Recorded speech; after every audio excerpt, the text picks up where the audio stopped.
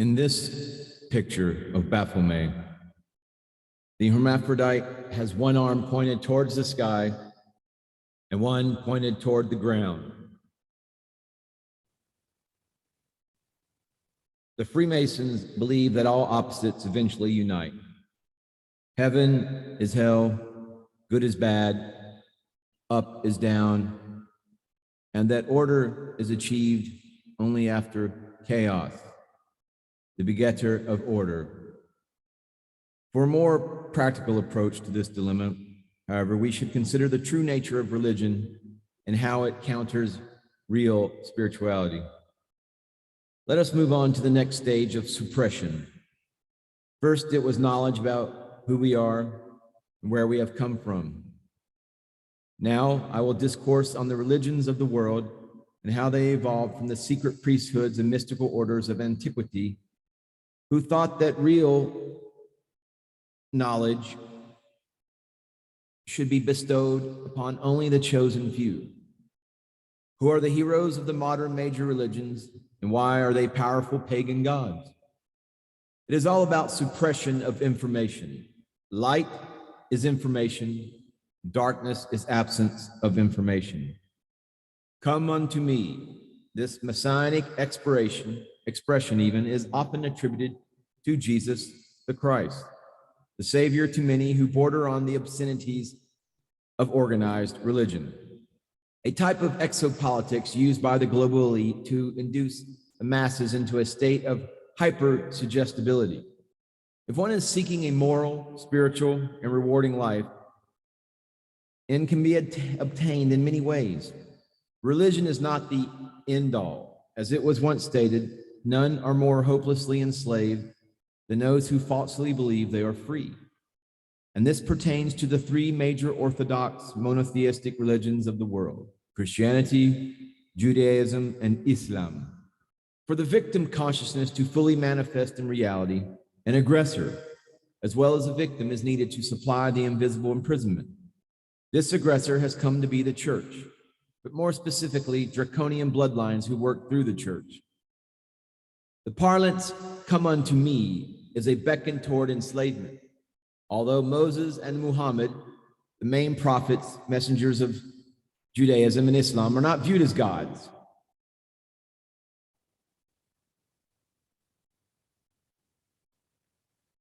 like Jesus is, they have nevertheless been projected as beckoners toward a strict prison-like religion. I will now share the facts concerning the God Jesus I've extracted from my research into the occult and New Age channeling. The soul, known today as Jesus, was a fragment of the Sananda lineage. So Sananda is the name of the oversoul of Jesus, his higher self. Yes, Jesus had a higher self, and his name was Sananda. And he is a large, half-black, half-Puerto Rican man that is alive today named John Smarty Mendez. Word to the mother. Sananda is the head of the Great White Brotherhood in this sector of the galaxy. And after watching mankind free fall into ignorance, incarnated in 39 BCE as the son of Joseph and Mary on March 31st, Jesus was not born from an immaculate conception as it is believed by the Nicene Creed. That was inserted later to give the illusion that Jesus was a god. Also, Mary and Joseph were not married when they had Jesus. Sananda is an eighth density being, and Yeshua, Jesus' real name, was born with many of his spiritual abilities intact. He was intelligent, psychic, and a gifted healer. His parents, Mary and Joseph, were opposed to the political situation at the time and saw the authorities as oppressive, so they migrated toward the Dead Sea. They met a spiritual order there called the Essenes and left Yeshua in their care, later returning to Galilee. Yeshua joined the Essene order and for 3 years built temples and houses for his caretakers. This is where we get the notion that Jesus was a carpenter. While attending the sacred teachings of the Essenes, Yeshua learned much about having respect for Mother Earth and all other life forms. The Essenes were left alone by the governments of the region because they paid their taxes, although they were seen as antisocial and for the most part eccentric. Yeshua was an avatar because he could consciously rotate her Merkaba vehicle, thereby controlling space, time, and matter. The miracles he performed, like walking on water, healing the sick, and transmuting ordinary materials, were a result of two things: Yeshua's high density level and his ability to control his Merkaba vehicle. The inception of the Essene order began in roughly 1973 BCE in Egypt with Melchizedek, a great spiritual master of the time. It was a precursor to Judaism, representing a sort of Jewish mysticism that studied the Kabbalah. The Kabbalah taught reincarnation, astrology, channeling, prophecy, soul travel, and psychic development. The Essenes were very inclined toward the study of angelology, angels, beings that were invisible sources of power and energy in the universe. They were able to communicate with these entities and paid homage to them through daily meditational practices and rituals. A tree of life was designed by the Essenes, incorporating the positive angelic forces. The roots of the tree represented the 7 earthly powers, including the Earth Mother, the Angel of Earth, the Angel of Life, the Angel of Joy, and the Angel or the Sun, the Angel of the Water, and the Angel of the Air. The 7 branches of the tree represent the heavenly realm, containing the Heavenly Father, the Angel of Eternal Life, the Angel of Creative Work, the Angel of Peace, the Angel of Power, the Angel of Love, and the Angel of Wisdom. Contact with these 14 angelic forces on a daily basis was required of anyone joining the order to enhance his or her own lifestyle and spiritual development.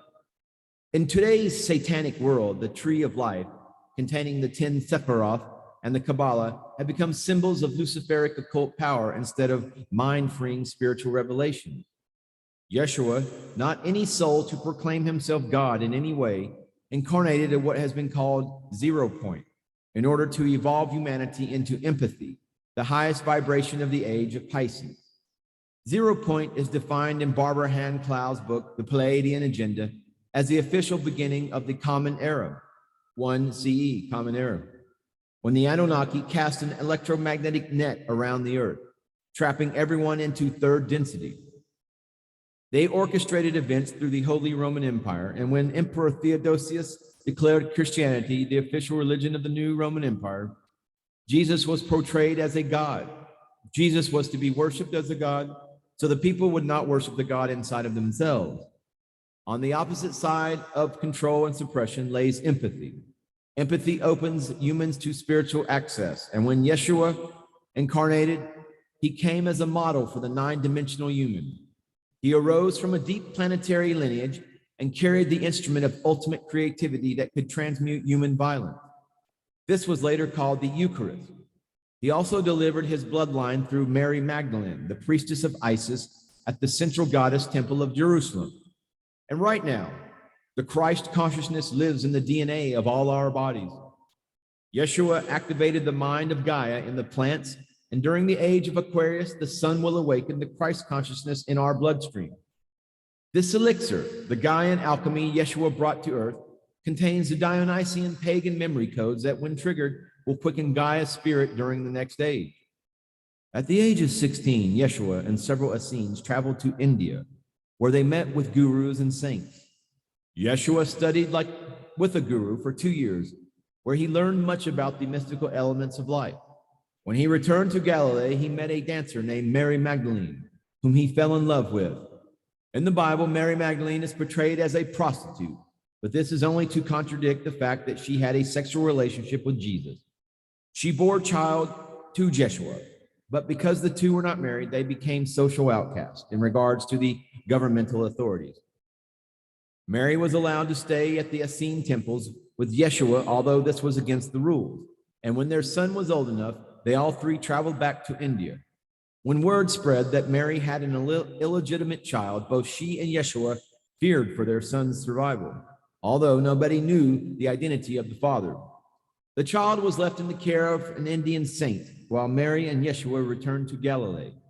They missed their son, so after 2 years, they returned to India to see him. They spent only a short while with him, but it was all they could afford. He was to remain under the wise guidance and watchful eyes of the saint due to the political instability in Galilee. The social climate of the town was too harsh to raise a son in, and Yeshua and Mary knew he would learn much more while staying in India. Their foresight proved valuable, and their son grew up and became a wise sage who taught in India. During his education, Yeshua went through an initiation in the Great Pyramid of Giza. The first through seventh initiations passed by Yeshua included the tests of sincerity, justice, faith, philanthropy, heroism, divine love, and brotherhood. Later, Yeshua received intense visions from his soul family, telling him to teach spiritual wisdom to anyone who would take the time to listen with sincerity. His ministry began in his late 20s, and he gathered many disciples, more than the 12 mentioned in the Christian canon. He kept his relationship and fatherly status secret from even his closest friends, and being highly clairvoyant, saw that he would inevitably be killed by the authorities, who saw his teachings as a threat to the law imposed upon the citizens of the region. Yeshua taught people how to influence the cosmic energies around them with their minds in order to manifest a desired result in the physical reality. His learnings in the Essene order cultured him well, and he showed ordinary peasants how to communicate with the spirit world and the angelic hierarchies. Several of Yeshua's disciples learned how to develop their own spiritual and psychic gifts as well. Later in his life, when Yeshua reached a certain level of consciousness, he was reminded by his oversoul and cosmic family his position in the Melchizedek priesthood. The book of Enoch, one of many discluded in the New Testament, relates the keys of Enoch and the descent of the Melchizedek brotherhood and the many ascended masters to the earth at the end of days for spiritual purification. Really, this should have been included in the book of Revelation, although this was inserted instead. And I looked, and behold, a pale horse, and his name that sat upon him was Death, and hell followed with him, and power was given unto them over the fourth part of the earth. I believe the fourth part of the earth is reference to the fourth age, the one that will be triggered in 2012. This is most notably a reference to the Luciferian order. This passage notes the destructive tendencies of the global elite and how they look forward to mass depopulation over the next several years. It is my opinion that the beasts of the earth refer to the reptilians that live under the surface and influence everyday politics and decision-making. In conventional reality, I admire this passage's integrity as it has been the master plan of the ruling aristocracy for many centuries. A new world order is the power given over the fourth part of the earth, and its surface due to war, sword, and famine, hunger. The Christian church has distorted many of Yeshua's teachings, as he most certainly did not teach the only way to heaven was through him. In fact, he said, the kingdom of God lies within. Within meaning inside of oneself. You are a part of God, and your relationship with yourself is more important than your relationship to Yeshua or God, because in the end, this stimulates all the other relationships of your life, including that with God. Remember, men wrote what became the Christian Bible, not God. It is impossible for a person to die for the sins of humanity. Each and every person is responsible for creating his or her own reality. This also defers to the belief that there is even such a thing as sin, when really sin is an illusion.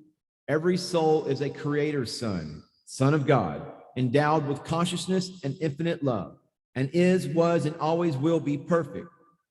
Going to church doesn't mean you will go to heaven.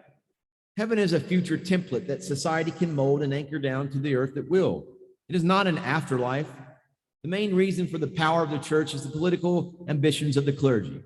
In 553 Common Era, the Second Council of Constantinople issued a decree stating that all references to reincarnation in the Christian canon be expunged. Isn't it obvious? This was an important step for the royal aristocracy in securing total control. To rule out of fear is the name of the game. Preachers could now scare people into thinking they would go to either heaven or hell when they died. This would subvert the masses into clinging to a religious doctrine. When Yeshua preached his true spiritual teachings, the authorities of the Holy Roman Empire became frustrated with this man teaching people how to empower themselves and question authority. They so brought him to the cross for that. The part of Yeshua forgiving his assailants because they knew not what they did is real, as he taught everyone how to forgive and embrace unconditional love and compassion. Unconditional love, to me, means you love everyone no matter what, even if they do not believe what you believe. When Yeshua was brought to the cross, he left his body immediately. He did not suffer for 3 days. He also had no need to resurrect his body because he could project himself into human form holographically once he merged back with his higher self at 8th density. He appeared to his disciples and Mary Magdalene many times, telling them to carry on with his teachings. His body disappeared from the tomb because grave robbers stole it. Jesus posed a threat to the Roman elite during his time because the people saw him as a spiritual leader. A political satire was bestowed upon Jesus when a purple cloak was draped around his shoulders and a crown of thorns placed on his head because of the esoteric significance. The purple cloak was worn during initiation into the Adonis mysteries of pre-medieval Europe, while the crown of thorns was an augury of initiation into the Eleusis mysteries. Although Jesus was not a hierophant of any mystery school, he was the prime antagonist of the Sadducees, the begetters of initiatic knowledge in the stead of the ruling elite. If Jesus' reign marked the end of the mystery schools, it most certainly marked the beginning of secret societies. During 0 Point, the Anunnaki attempted to institute a new calendar based in the Holy Roman Empire in order to set up a new stage of control over Earth. However, Earth was to be free according to the Galactic Federation. For this reason, Christ incarnated as Yeshua and pioneered the Eucharist to activate the plant realm. This stirred up the telluric realm, which in turn stirred up the blood of the human. Yeshua transubstantiated the plant realm into blood and erected a sacrament operating through time in order to increase the resolution and resonance of Gaia in the plant realm. The plant realm is the green expression of the second dimensional elemental. Humans transduce elementals into electromagnetic communication systems, Kundalini energy, and plants transduce the elementals into a breathing system composed of oxygen and carbon dioxide. The Anunnaki tried to take over the planet at 0 Point, but when Yeshua elevated the plant realm into blood, they knew that this would evolve the people right out of their control range as they would begin to feel Gaia in their blood. To compensate for this, the Anunnaki devised a program from 0 Point to 325 Common Era, and they slowly took over humanity through the Roman Emperor Constantine by establishing the Christian Church to dominate the diverse religious movements of Rome, Greece, the Levant, and Egypt. In 325 Common Era, at the Council of Nicaea, the Roman Catholic Church was set up as the official dispenser of the Eucharist. The Anunnaki controlled Caesars knew what Yeshua was doing when he transmuted wine into blood, and so they immediately tried to shut this power down by taking control over it. Hence, the Roman Catholic Eucharist millions of so-called Christians celebrate every Sunday at church. When Yeshua transmuted the wine into his blood during the Last Supper, 72 disciples watched as Christ transfigured into a light body. As Yeshua became a 9-dimensional human, each of the disciples awoke within all 9 dimensions and were able to see the blue-white light of their Kas, Egyptian for spirit, that's K-A, Ka. As the disciples staggered and shook from the Kundalini rising up their spines, a burst of power spread out to all the ancient power points where churches would later be constructed. This event became known as the Pentecost. Of course, the Romans and the Anunnaki did not like this, so the Eucharist and the Pentecost were stolen and placed in a story where Yeshua became a pagan sun god and Mary Magdalene was turned into a prostitute. The bloodline of Yeshua, as well as the real Eucharist, had to be covered up. After the popes murdered the Cathars, all priests were made to be celibate so people would eventually believe that Christ was celibate. Mosaic law was the Hebrew version of the Eucharist. Lord Sananda, as he is called in the higher dimensions, has fragmented his soul several more times. There are currently being 8 fragments on the earth now. There are fragments in the higher densities that guide the fragments in the lower densities. A high-density soul will often fragment itself 12 times to perform work in the lower physical world, although this is not a rule. The second coming of Christ is the return of the Christ consciousness, the perfect balance between male, female, light, dark, physical, spiritual. Christ actually means anointed one. Those who are a Christ are anointed with enlightenment and divine status. Yeshua could very well have been the spiritual master the Jews were waiting for. Although Moses is the prophet who bequeathed the Talmud to Orthodox Jews today, the esoteric Jewish religion began with the order of Melchizedek, of which Sananda was a high-ranking member. The Essene Brotherhood evolved within Judaism and gave it many of its phonetic practices. In effect, the Essene Orthodox Jewish Melchizedek and Christian lineages are all part of one pedigree that began with the ancient mystery schools. Yeshua was the world teacher throughout the Piscean age, the last 2,000 years, incarnation and in the spirit realm after he was crucified.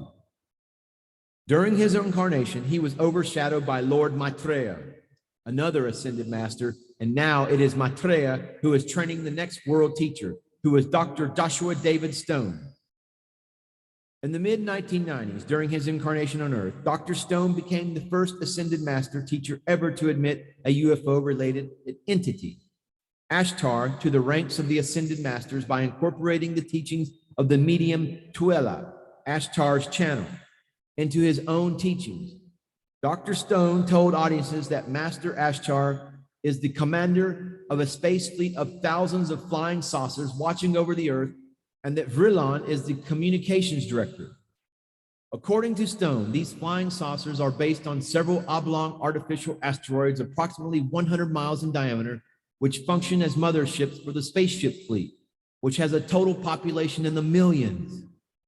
The saucers in Master Ashtar's fleet are manned by Venusians, extraterrestrials from Venus who live in the fourth dimension, and aliens from the Galactic Federation. Also, according to Stone, Master Jesus, under his galactic name of Sananda, works with Commander Ashtar and is the commander-in-chief of the Ashtar Galactic Command. Another name for Ashtar's fleet is the Airborne Division of the Great White Brotherhood. Dr. Stone also formulated a chart he called the Cosmic Map, in which he detailed the structure of the Ascended Master hierarchy within the Milky Way galaxy. He stated that there is a powerful cosmic being functioning as the core of the Milky Way galaxy named Averon, who governs the galaxy and is the personification of the galactic logos. In 2004, Dr. Stone was told by the spiritual hierarchy and ascended masters that he had completed his spiritual mission on Earth and was free to go back to the spirit world to continue his work on the inner plane in the synthesis ashram and the office of the Christ, run by the planetary logos. This position, now held by Stone's spiritual spirit, was formerly held by Dwar Kul. Stone was also voted by the hierarchy to become the next world teacher for the Aquarian cycle, following in the footsteps of Yeshua. He is working with Lord Maitreya, the current president of the inner plane spiritual government of Earth. On Earth, Dr. Stone founded I Am University, a spiritual academy based on the lost teachings of the Essenes and the order of Melchizedek. Gloria Excelsius was appointed by Stone to be the next director of I Am University, since she is an ascended master channel. 3 in 1. Christianity, Judaism, and Islam all share a common root. Moses, Solomon, and David were of royal Egyptian families, while Abraham was from Babylon. By 0 point, the law was the Mosaic Code, and it was descended from the Sumerians and through the Babylonians and Israelites. The Hebrew, Arabic, and English languages are all Neo-Indo-European. Language and numbers were the vestiges of the Anunnaki system, and the Caesars planned to use them to take over the earth through the Temple of Jupiter. Just as planned by the Galactic Federation, however, the Eucharist Institute by Yeshua was absorbed right into the Roman Empire. Every time a Catholic Mass was performed, the two-dimensional telluric realm was pampered with cosmic energy even, and even though the Catholic Church insists the second coming of Christ is just around the corner, they are really activating the Christ consciousness grid with that inception. Power and greed is truly a double-edged sword. In the age of Aquarius, with the Christ consciousness, in all likelihood, Sananda was the savior the Jewish people were waiting for. Yeshua was a member of the Essene Brotherhood and the Great White Brotherhood, vowing to end the corruption that had strangled Central Europe in the beginnings of the new era. He was born from Jewish parents. However, the term Jew is a misnomer. In the King James Bible, the Gentiles were any non-Israelite people, the inhabitants of the nation-state of Israel being labeled as Jews. Being anti-Semitic does not mean you hate Jews. There were many Semitic peoples in ancient Anatolia and parts of northern Europe who migrated southeast into Mesopotamia and Southeast Asia. Their ancestors were small Proto-Indo-European tribes who evolved naturally in warm weather areas. When Yeshua incarnated, he was already a member of the Essenes because he had been initiated in a past life and had incarnated into the body many know as Jesus, to complete his work in establishing a Jewish religion centered on wisdom, love, and compassion. It was not the Jews who persecuted Jesus, it was the Roman Empire. When studying the information, it becomes clear how the Judeo-Christian movement was pioneered by the reptilian bloodlines through the Babylonians, Egyptians, and Roman Catholic Church. Inasmuch I do not believe Islam falls into the same category.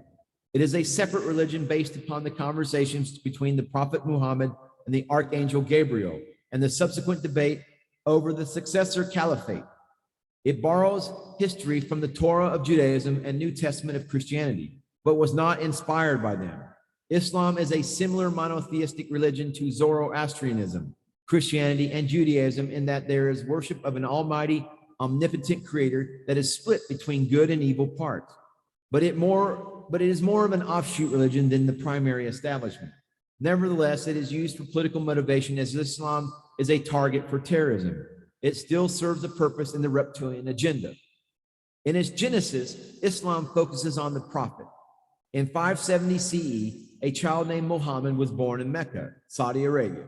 By the age of 25, he is one of the wealthiest and most renowned citizens of the city with a beautiful and rich wife. At the time, the religious center of Mecca was a large black granite cube called the Kaaba. It was purported to have been built by Abraham at the behest of God. Later, you will understand further the significance of this stone. Outside of the Kaaba, there was a little piety as Muhammad witnessed that people were only interested in making money, gambling, horse racing, and getting drunk on wine. They adhered to hedonistic pleasure while caring little about spirit. One day, Muhammad was sitting on a hill outside the city, contemplating how he could unite the people of Arabia and become a revered leader like Jesus Christ had been when the angel Gabriel appeared to him and offered up a golden tablet for him to read. Muhammad confessed he knew not how to read, but upon further prodding, he found that he suddenly could. A series of like encounters with this angel eventually led to Muhammad adapting the Quran. He went back to Mecca and began to preach. His creed was facile. My teachings are simple. Allah is the one God. Muhammad is his prophet. Give up idolatry. Do not steal. Do not lie. Do not slander. And never become intoxicated. If you follow my teachings, then you follow Islam. Whatever intentions Muhammad had of educating his people, he did not wish to perpetuate a dogmatic, monotheistic religion like the early Christian church. The Christian church can be viewed as the Royal Institute for Dogmatic Monotheism, representing all three religions. The Pope has officially accepted Judaism and Islam as valid expressions of religion. Giving up idolatry means not worshiping anything. The Creator is the source of everything. The name Allah implies practically nothing. It just means the one God. When prompted to demonstrate a miracle like Jesus, Muhammad refused, saying that the world in which Allah created was good enough and the people need to only relish in it. This storyline does take a similar twist, however, to the time of Jesus. And as such, Muhammad's preaching instigated a plot to assassinate him. Like with Jesus, Muhammad was becoming too famous. He escaped to Medina and eventually returned to Mecca in 629 CE. And in the 4 years before his death, had established control over all of Arabia. His disciple, Abu Bakr, became his successor, the new Muslim religion, taking in elements of Zoroastrianism, Buddhism, and Hinduism. Islam is the world's third and final major monotheistic religion that spread out of Arabia after the death of Muhammad. Just like the heretical movements of the Judeo-Christian religion, like the Gnostics, Templars, Cathars, and Kabbalah worshippers, elaborated on the mystical elements of life behind the face of Orthodox religion, Sufism represented a contrary thought to Sunni and Shia Islam. Esoteric Islam was that of a gentle, more feminine feeling. What constituted oneself in Sufism was a combination of fears, attachments, dislikes, likes, habits, and compulsions. A whole separate entity was made up of these component parts. operating independently from what we conceive to be our individual self. Our physical vehicle is just a conduit for this entity to manifest itself through. The Sufi way involved breaking down this false self, so the real self, the soul pure of all toxins, could become manifest instead. Universal love and compassion embodied this self. Muhammad's brother-in-law was named Ali and was to him as to John the Baptist was to Jesus. At Cairo, Ali and Muhammad's daughter, Fatima, inaugurated a school for esoteric philosophy called the House of Wisdom, where 7 initiatory levels were taught. One of its initiates was the Old Man of the Mountains, Hassan-i-Sabah. In Islamic lore, the Old Man of the Mountains controlled the whole world without ever leaving his hideaway through his agents. This idea being likened unto the film by Fritz Lang, in which a demented Dr. Mabuse hypnotizes the world from his cell in a lunatic asylum. It is like the way the people of the world today are hypnotized. The global elite have the media and newspapers do it for them. You think this is a fantasy? In 1953, renowned journalist John Swinton had this to say when he gave a toast at the New York Press Club. There is no such thing at this date of the world's history in America as an independent press. You know it, and I know it. There is not one of you who dares to write your honest opinions, and if you did, you know beforehand that it would never appear in print. I am paid weekly for keeping my honest opinion out of the paper I am connected with. Others of you are paid similar salaries for similar things, and any of you would be so foolish as to write honest opinions would be out on the streets looking for another job. If I allowed my honest opinions to appear in one issue of my paper, before 24 hours, my occupation would be gone. The business of journalists is to destroy the truth, to lie outright, to pervert, to vilify, to fawn at the feet of Mammon, and to sell his country and his race for his daily bread. You know it, and I know it. And what folly is this toasting an independent press? We are the tools of rich men behind the scenes. We are jumping jacks. They pull the strings, and we dance. Our talents, our possibilities, and our lives are all the property of other men. We are intellectual prostitutes. As well as newspapers, television networks apply this same ideology.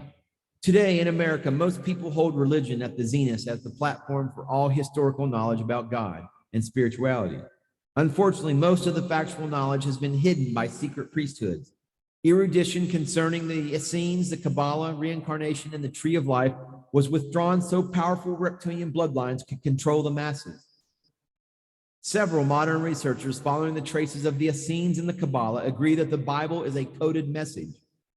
Michael Drosnin, in his acclaimed book, The Bible Code, wrote that Israeli mathematician Dr. Eliyahu Rips believed that he had found a hidden crossword-like code within the Bible, which accurately foretold of both Kennedy assassinations, World War II, the moon landing, and the bombings of Hiroshima and the Oklahoma City Federal Building, as well as the election of Bill Clinton. Recent researchers have also found references to Barack Obama. Harold Gans, a senior code breaker for the U.S. National Security Agency, was aghast when he verified the same code using his computer program. I am sure most people have also heard at some point in their lives about Nostradamus, perhaps the most august and celebrated prophet of the last few millennia. He too prophesies about these happenstances. As usual, one can trace all the symbols back to ancient Mesopotamia. The connection between Hebrew traditions and Egyptian mysticism may be even stronger than previously believed. As many authors, including Jewish scholars, now believe the Kabbalah was an oral tradition concerning ancient Egyptian mysteries handed down from Moses through the leadership level of the Israelites. Some traditions say Abraham possessed a tablet of symbols representing all of the knowledge handed down from the time of Noah, or Utnapishtim, if you study the Babylonian accounts. This knowledge was known to the Sumerians as the Tablet of Destinies, and it was this knowledge known to the early Jews as the Book of Raziel, which King Solomon supposedly garnered during his reign.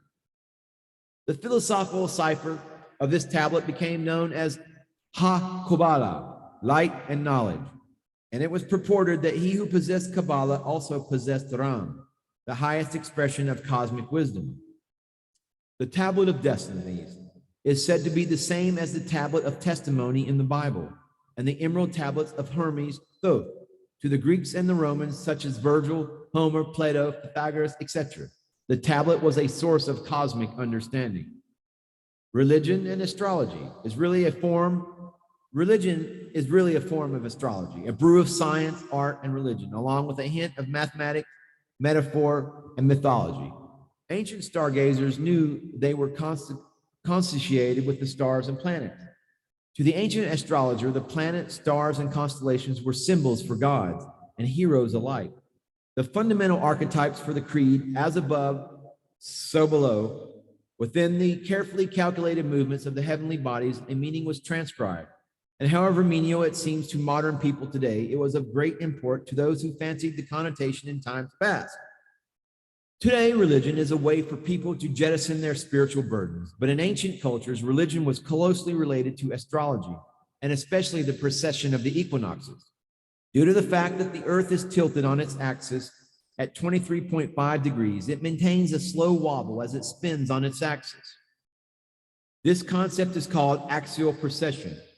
If a line were drawn connecting both of the Earth's poles, extending outward, ending into an arrow tip, that would trace an eclipse in the sky due to the wobble of the Earth as it spins on its axis.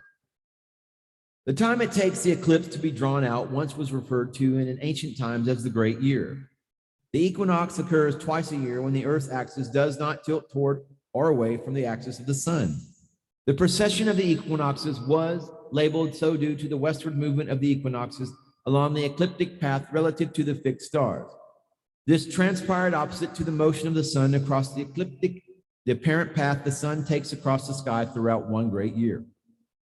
From the perspective of someone in the northern hemisphere, the solstices, winter and summer, occur when the tilt of the Earth is furthest away from winter and closest to summer, the sun.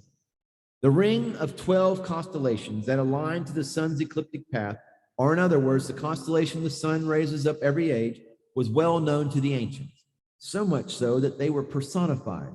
They were known as Aries the ram, Taurus the bull, Gemini the twins, Cancer the crab, Leo the lion, Virgo the virgin, Libra the scales, Scorpio the scorpion, Sagittarius the centaur, Capricorn the goat, Aquarius the water bear, and Pisces the fish.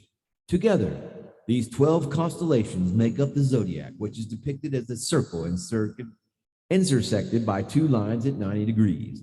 These two intersecting lines represent both the equinoxes. Each section is divided into 3 parts. In total, there being 12 sections for each of the constellations. To understand how this fits into religion, one must look back and see how history repeats itself. Horus was the sun god of ancient Egypt, and his mythology declared him to be born from a virgin on December 25th, his birth being accompanied by a star in the east. At birth, he was adorned by 3 kings, and when he was old enough, he traveled about with 12 disciples performing miracles. He was known as the Good Shepherd and the Lamb of God, and after he was crucified, he resurrected himself after 3 days. Attis, a demigod from Greece around 1200 BCE, was also born from a virgin on December 25th. He was crucified and after 3 days was resurrected. Krishna, the savior of India, from around 900 BCE, was born from a virgin as well. His birth was accompanied by a star in the east, and he performed miracles. He too was resurrected after death. The god Dionysus from Greece was known as the King of Kings and the Alpha and Omega, and he too was born of a virgin on December 25th. From around 1200 BC, the deity Mithra from Persia also shared many of these same characteristics. He was born from a virgin on December 25th and had 12 disciples, performed miracles, and was resurrected after 3 days of death. It is interesting that the sacred day for worship for Mithra was Sunday. Obviously, these stories bear a striking resemblance to the one most heard of in America, the story of Jesus Christ. The myth of Jesus shares all the aforementioned characteristics. What is more, there are numerous myths of other gods and saviors from the far past which share these same general characteristics. I have outlined the table of the most prominent below. So, why these characteristics? Why do all these stories share the same attribute? It is simple. It is all astrological. From the summer solstice to the winter solstice, the days get shorter and the sun appears lower and lower in the sky until December 22nd, when it is at the lowest point.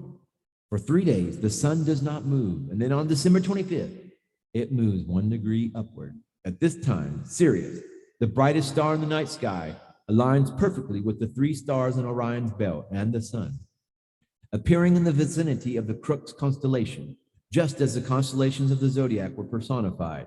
So the stars were as well. The 3 stars on Orion's belt represent the 3 kings or wise men who follow the star in the east, Sirius, to meet the risen Savior, the sun, on December 25th. When the sun begins his ascent back up in the sky, the Crux constellation represents the cross Jesus died on, and the constellation of Virgo relates to Bethlehem. Bethlehem translates to house of bread, and the Virgo was usually depicted as carrying a sheaf of wheat or bread. It is said that Jesus was resurrected on Easter because it is during this time that the dark side of the earth is officially overshadowed by the light, creating longer days. The 12 disciples of Jesus represent the 12 constellations of the Zodiac. Just as Jesus traveled around with 12 disciples, the sun travels about along the 12 main constellations seen in the night sky. The number 12 is replete throughout the Bible, as it was a sacred number to the ancients. There are 12 tribes of Israel, 12 brothers of Joseph, 12 judges of Israel, 12 great patriarchs, 12 prophets, 12 kings of Israel, 12 princes of Israel, and so on. That is why the Greek-Roman pantheon consisted of 12 deities. The cross superimposed on a small circle you often see on church steeples is not Christian at all. It is a pagan representation of the cross of the Zodiac.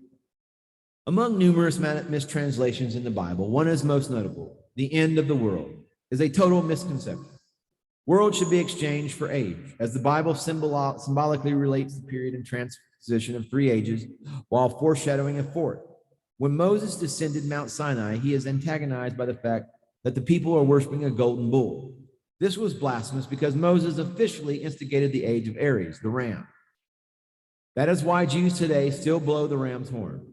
Jesus ushered in the age of Pisces, the fish, and foreshadowed the age of Aquarius, the water bearer.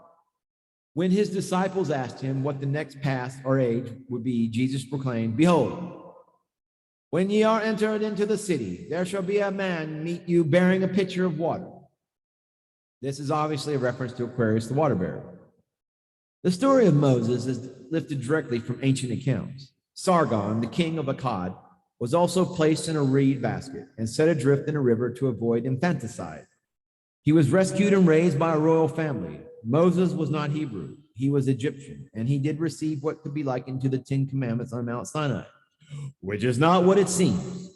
The 10 Commandments were lifted from Book 125 in the Egyptian Book of the Dead.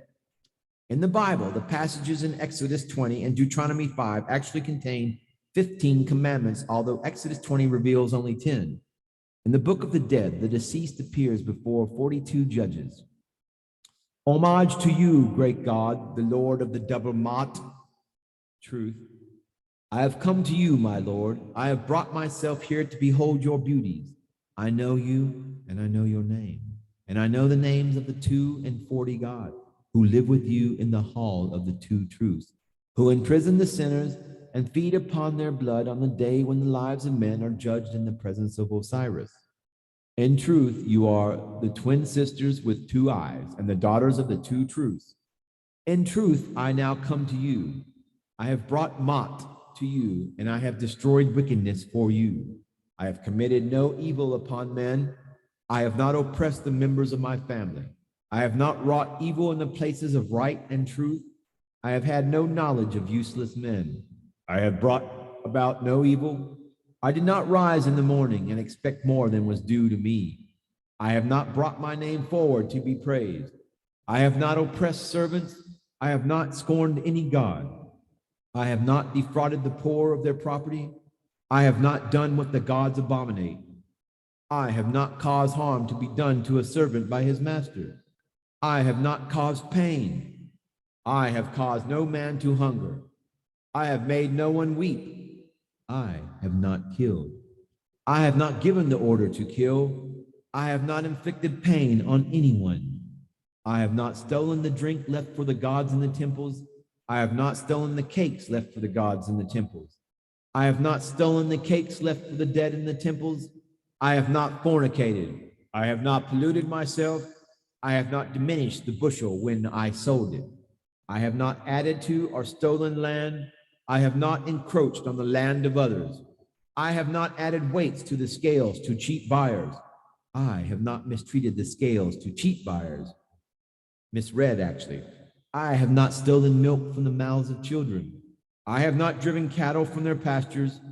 I have not captured the birds of the preserves of the gods. I have not caught fish with bait made of like fish. I have not held back the water when it should flow. I have not diverted the running water in a canal. I have not put out a fire when it should burn. I have not violated the times when meat should be offered to the gods. I have not driven off the cattle from the property of the gods. I have not stopped the god in his procession through the temple. The Coming into Day, Egyptian Book of the Dead, chapter 125, the Judgment of the Dead. The only commandment altered in the Jewish Talmud was the first one. I am the Lord your God, and you shall have no other gods before me. When one studies how history repeats itself, it becomes clear how those in power stay in power. They just perpetuate an already existing story and tweak it a little to make it their own. It should be no mystery that the Egyptian religion acts as a precursor to the Judeo-Christian religion.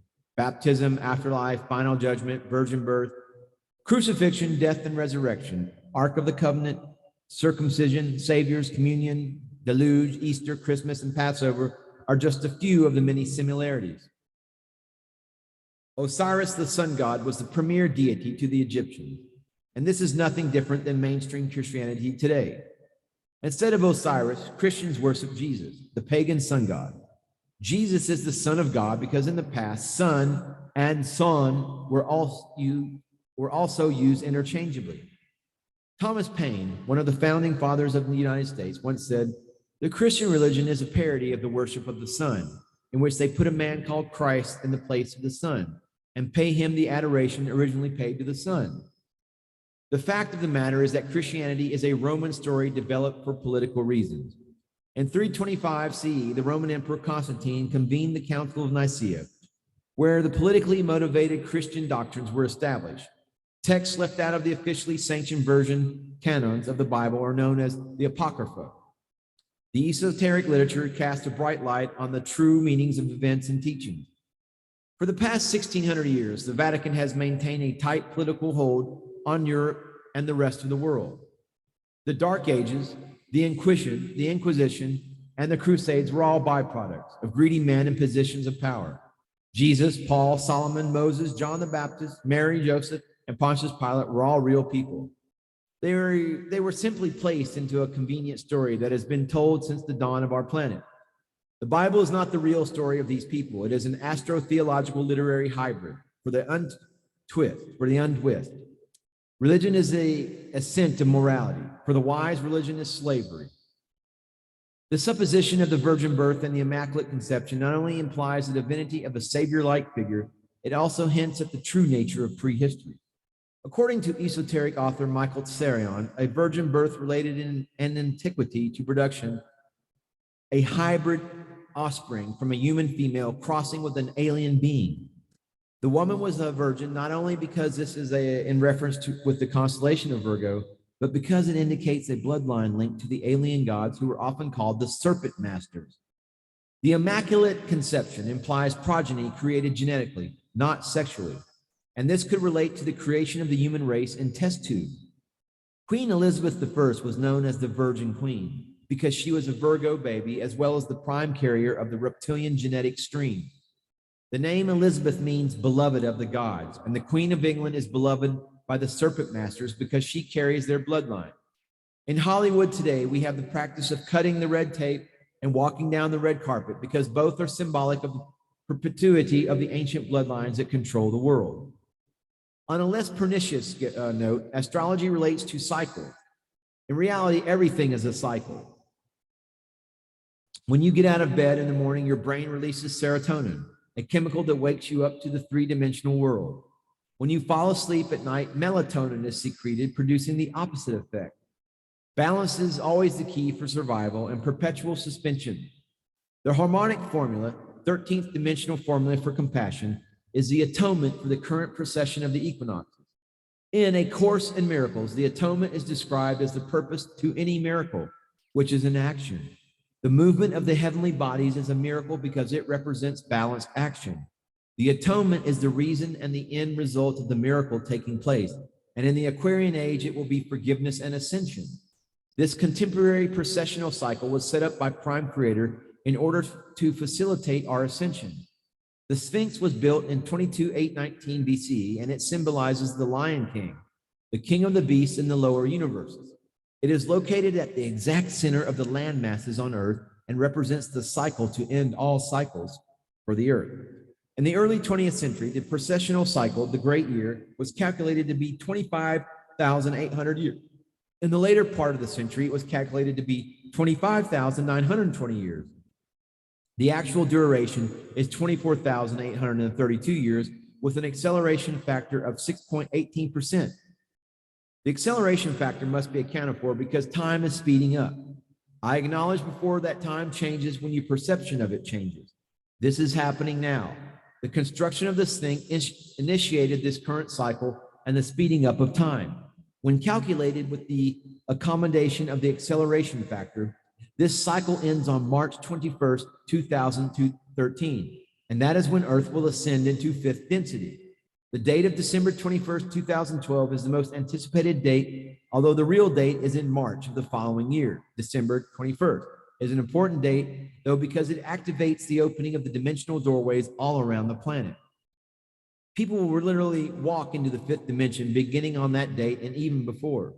On March 21st, the cycle will have ended at 26,366.618 years. Notice how 618 appears synchronously on the end of 26,366. The number 24,832 is also recursive, recursion being the numerical expression of wisdom, Sophia. 2 times 2 equals 4, 2 times 4 equals 8, and 4 times 8 equals 32. When dealing with harmonics, one is in effect working with correlation. The language of all computers, artificial intelligence, is the polarity-based binary system of zeros and ones and zeros, and should not be confused with the language of light, which is the interrelational energy exchange of light. The cycles of stars and star systems reside within the cycles of galaxies, in turn residing within the cycles of universes. The microscopic life, individual human consciousness, in these cycles maintain cycles of its own, existing within the larger framework of the largest possible cycle, the cycle of life. This is the alpha and omega ancient ideologies talk about. Every cycle in creation has an alpha and omega, beginning and end. The Sphinx was built in 22,819 BC. And consider now that 81,918 meters per second is the gravitational acceleration of the speed of light at 60 degrees latitude. 819 correlates to both numbers. Linking the two for the erection of the Sphinx was the initiation of the 24,832-year cycle for this current path. The midpoint for this cycle was 10,403 BC, which marked the construction of the Great Pyramids. The numbers 8, 1, 9, 1, and 8 take on a higher significance when one interprets what each number insinuates. The 8 is the infinite wisdom of Prime Creator, represented as the infinity symbol turned on its axis. The image of the Vesica Pisces is also seen in the 8 with the top portion cut off. The Vesica Pisces represents the age of Pisces, the last age of the cycle, as well as the womb of the Earth Mother. The male aspect of the universal consciousness expresses the matter grid per cycle.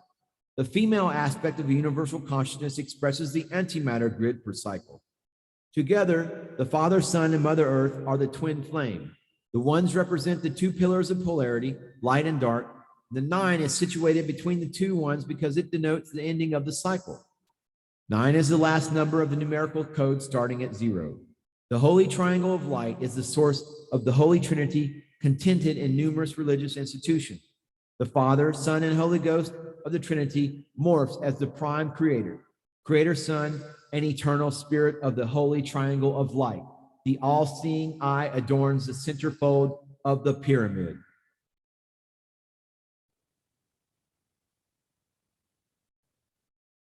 We will pick up next with the all-seeing eye of the triangle. Namaste, namaskaram.